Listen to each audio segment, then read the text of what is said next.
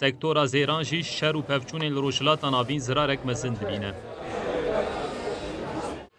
Li Herêma Kurdistana Iraqê bazirganiya Zêran êdî gelekî bi zehmet e. Par li herêmê NêZî 3 ton û nîv ziyar ji DERWELêT hat kirîn û li herêmê hat firotin. Li îSAL ev hejmar daketiye bin 2 tonan. Ji ber zêdekirina bacê firotina ziyaran ji sedî heştêkên bûye. بەنسبەت زێر بەراورد لەگەڵ پار ئێستا کە بە ڕێژێکی زۆر کەمی کردیە پار زیاتر دەهات مەسەلەن پار 3 تەن و نیو دەهات زیاتریش ئێستا کە زۆر کەمی کردێن احتیمالە نەگاتە 2 تەنی. Ji ber vê yekê Hewlêr di serî del bajarên herêmê gelek zêrfiroşan dikanên xwe girtine. زۆر مەسەن تقریبا 3-4 دوکان ئەوەیان کردێ دوکانیان داخستێ ئیفلاسیان کردێ ئەویش لە بازاری کوران و ئەوانە.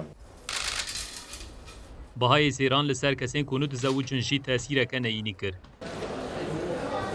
Kesên ku par ji bo dawetê 450 gram zêr dikirin, niha encaq 45 gramî dikarin bikirin.